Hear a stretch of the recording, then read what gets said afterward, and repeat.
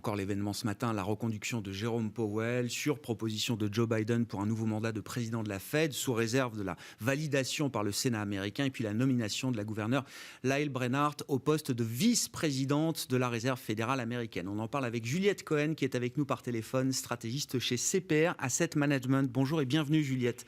Merci beaucoup d'être avec nous. On connaît très bien Jérôme Powell, on connaît également Lael Brainard quand on suit l'actualité des banques centrales et de la Fed en particulier. Qu'est-ce que ce tandem quand même peut nous dire de la colonne vertébrale intellectuelle qui va diriger pour plusieurs années maintenant les débats au sein de la Réserve fédérale américaine, et comment est-ce que tout cela va d'ailleurs se traduire dès la prochaine réunion qui se tiendra les 14 et 15 décembre prochains, Juliette?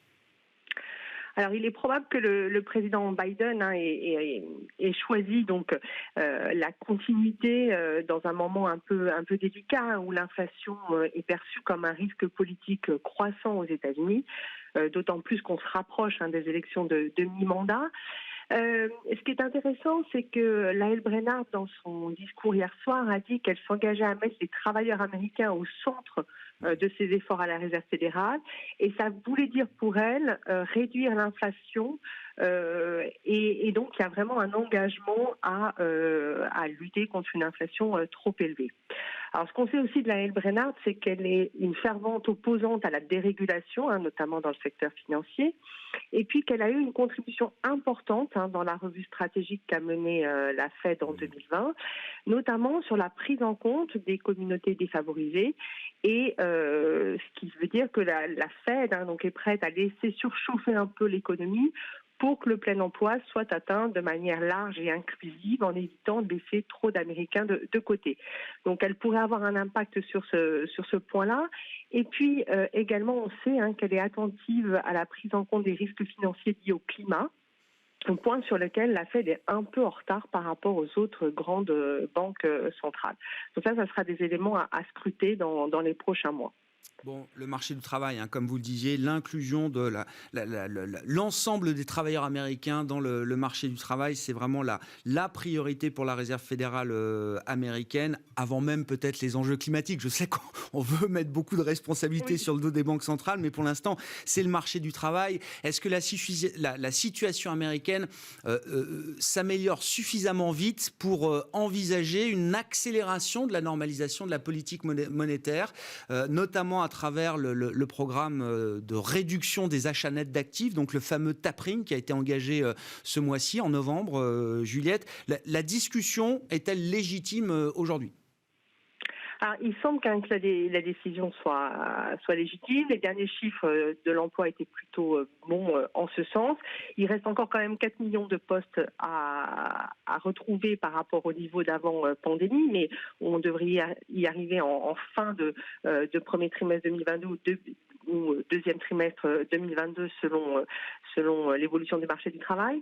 Et là, ce qu'on a entendu ces derniers jours, c'est plusieurs déclarations de membres du board de la Fed indiquant qu'il serait approprié d'avoir une discussion sur l'accélération du rythme de réduction des achats. Et notamment, ce qui est intéressant, c'est la voix du vice-président du board, Richard Clarida. Donc c'est aussi une annonce qui pourrait avoir lieu à la prochaine réunion du FOMC.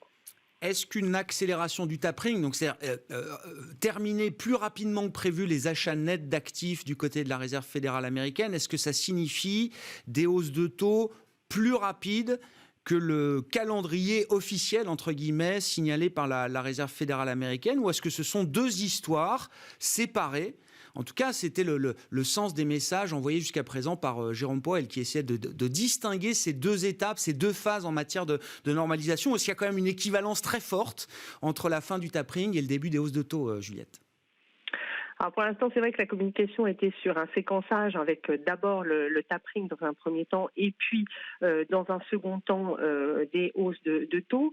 Ce que l'on voit là, c'est que le marché maintenant anticipe que des hausses de taux vont pouvoir arriver dès le mois de juin 2022, et il est entre 2 hausses et 3 hausses de taux sur l'année 2022. Alors pour nous, on voit 2 hausses de taux de la Fed en 2022 à partir donc du mois de juin 2022. D'accord. 2 hausses de taux, effectivement, qui sont déjà bien intégrées par le marché. La communication de la Fed donc sera à suivre dans les prochains jours, les prochaines semaines. Des membres de la Fed s'exprimeront et puis la réunion de fin d'année aura lieu les 14 et 15 décembre prochains. Qu'en est-il de la Banque Centrale Européenne, Juliette, qui se réunira, elle, le 16 décembre, hein, donc la semaine 50 de l'année sera très chargée en matière d'annonce de politique monétaire. On a un discours de plus en plus ferme quand même de la part des officiels de la Banque Centrale Européenne sur l'idée que le risque inflationniste est orienté à la hausse à moyen terme. Ce sont les propos tenus ce matin par Isabelle Schnabel dans une interview accordée à Bloomberg, donc membre allemande du directoire de la Banque Centrale Européenne. Qu'est-ce qui vient soutenir ce propos, Juliette, et comment est-ce que cela peut se traduire là aussi en matière de décision de politique monétaire le 16 décembre prochain? Oui, alors c'est vrai qu'on a eu quand même beaucoup de déclarations côté aussi BCE sur ces derniers jours qui étaient un peu plus hawkish. Hein.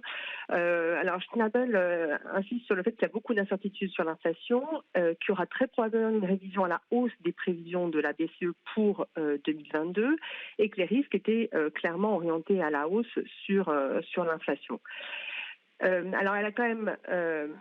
pour elle, l'arrêt du PEP en mars est toujours valide, hein, malgré l'impact, la hausse des cas de Covid que l'on voit pour l'instant. Et pour elle, la discussion va se centrer sur le niveau de stimulus monétaire qui doit encore être apporté et sur les instruments qui sont à utiliser par la BCE. Et elle met en avant le fait qu'il y aura probablement un tournant des achats d'actifs vers la forward guidance. Donc c'est vraiment un changement de ton. Et quand on voit aussi les déclarations de François Villeroy de Gallo, hein, qui est un membre jugé plus accommodant, on a aussi la confirmation de cette discussion et le fait que on va très probablement vers une fin des achats du PEP en mars 2022. Et il n'est pas évident qu'on aura une révision du programme d'achat APP ou un programme transitoire pour accompagner donc la sortie de crise, mais que c'est vraiment la forward guidance de taux qui va jouer à la suite de ces achats du PEP. Est-ce que c'est un package, là, quand on prend les propos d'Isabelle Schnabel et puis ceux de François Villeroy de Gallo hier, est-ce que c'est un package qui semble réaliste à mettre en place, ou est-ce qu'en termes de gestion des risques, la BCE prendrait un risque important, justement, à s'avancer peut-être un peu trop? Vous l'avez dit d'un mot, Juliette, au moment où une dizaine de millions d'Autrichiens sont à nouveau confinés strictement pour au moins 3 semaines. Oui, alors il est probable que la BCE va garder cette optionnalité, hein, qu'elle va éviter de s'engager à trop long terme quand on voit la pression sanitaire qui remonte un petit peu en cette fin d'année. Et on voit aussi toute son insistance dans son discours sur l'incertitude qui entoure l'inflation. C'est vrai et donc on pense que quand même il va y avoir une relative prudence et que on évitera de s'engager à trop durablement.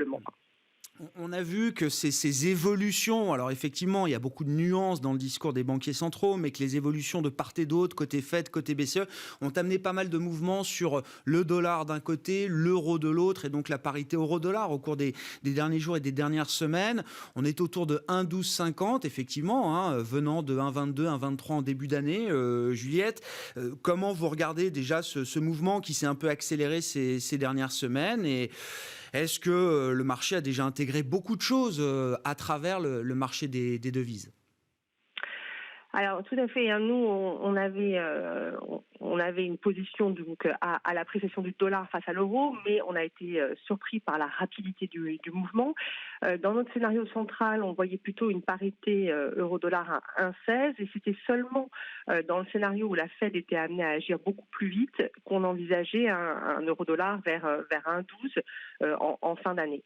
Donc pour nous, le marché est allé très très vite et il est probable qu'on aura peut-être un léger retour sur les niveaux par rapport au niveau actuel. On voit déjà que les propos d'Isabelle Schnabel aujourd'hui permettent de stopper la baisse de l'euro. Hein. Peut-être que c'était d'ailleurs un peu le sens de cette communication. Mais voilà, on se stabilise en tout cas pour l'instant autour de 1,1250 sur la parité euro-dollar qui, en plus, techniquement est déjà un gros objectif, nous disent les traders. Merci beaucoup Juliette. Merci d'avoir été avec nous par téléphone pour cet éclairage autour de l'actualité. Banque centrale qui reste et qui restera chargée jusqu'à la fin de cette année 2021. Juliette Cohen qui était avec nous par téléphone, donc stratégiste chez CPR Asset Management.